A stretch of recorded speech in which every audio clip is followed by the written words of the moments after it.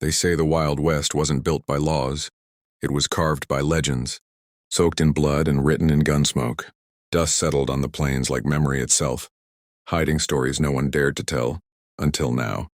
In the 1800s, America's western frontier was more than a land of opportunity. It was a place where men could become heroes or monsters overnight, where the difference between justice and revenge was just the time it took to reload. Meet Blackjack Ketchum, a train robber so daring he sent warning letters to conductors before hitting their trains and still got away. He was no simple outlaw. He saw himself as a Western Robin Hood, his final words at the gallows, "I'll be in hell before breakfast." And he was right. The rope snapped, sending him straight into legend. Then there was Pearl Hart, the woman who robbed a stagecoach dressed as a man, then flirted with her captors until the jury begged for mercy. "I had to do it," she said. "A girl's got to eat." That one line turned her into a frontier folk hero. But the Wild West wasn't all romance and swagger. It was a graveyard of greed. Entire towns rose overnight from gold strikes and disappeared just as fast. Places like Bodie, California, where miners made fortunes by day and died by night in drunken gunfights. Today it's frozen in time, a ghost town haunted by echoes of laughter and gunfire. And then there were the lawmen, those who fought chaos with chaos. Wild Bill Hickok, the poker-playing gunslinger who shot faster than anyone alive, until the day he sat with his dead man's hand, aces and eights. They say when he fell, his cards scattered across the floor and every saloon in Deadwood went silent. Each of these stories paints a piece of the same truth. The Wild West was never just about land. It was about the human hunger for freedom, even when it turned people into devils. When the 20th century crept in, the Old West refused to die quietly. The guns still roared, the sheriff still rode, and legends refused to fade. Billy the Kid, barely out of his teens, was said to have killed 21 men, one for every year of his life.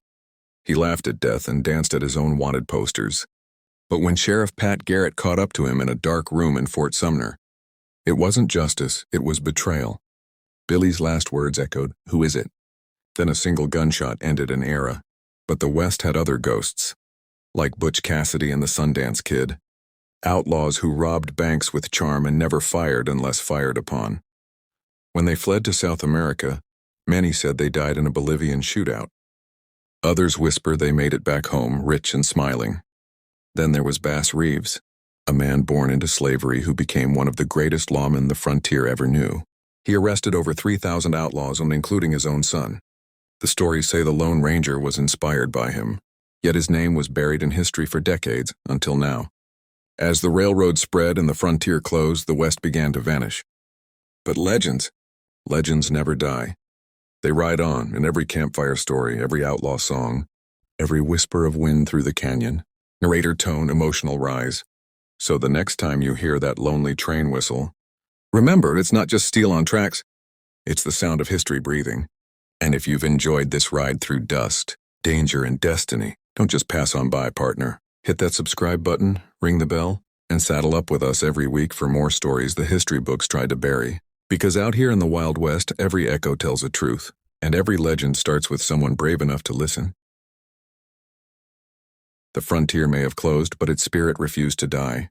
It lingered in the saloons that smelled of whiskey and gunpowder, in the lonely ranches where the wind sang through broken fences, and in the forgotten graves marked only by a crooked cross. They said you could still hear the jingle of spurs at midnight in the ghost town of Bodie, or see the flicker of a campfire out in the desert, long after every outlaw was gone. Maybe it was just the wind, or maybe it was the Wild West reminding the world that it never really ended. Take the story of Tom Horn, the cowboy turned government scout, turned hired gun. He hunted outlaws for years, but in the end became one himself. When the law came for him, he didn't beg. He just said, "Men are men, and I never killed one who didn't need it." That was the truth of the West. Justice wasn't written on paper. It was carved in courage, and sometimes blood. Then there was Belle Starr, the bandit queen. She rode with gangs, outshot most men, and ruled her patch of land like a desert empress. They called her wicked, but maybe she was just a woman born too free for the times she lived in. And what about the nameless ones? The cowhands, miners, and drifters who never made it into the history books? They built the towns, chased dreams across mountains, and vanished into the dust. They were the heartbeat of a world that refused to be ordinary. Narrator tone rises softly. When you stand in the desert at sundown, and the horizon glows gold, you can almost hear them, the laughter, the gunfire, the creak of saddles heading west for one last ride. Maybe that's why we still tell their stories. Because every outlaw, every sheriff, every runaway soul left a mark deeper than the canyon walls. They remind us that freedom isn't safe, but it's worth every scar. Pause, sound of wind and echoing hoofbeats. The Old West may be gone, but the spirit that built it? It still rides on, in every person who dares to chase the horizon. Final call to action. So, partner, if these stories stirred something in you, that wild spark of adventure, don't ride off just yet.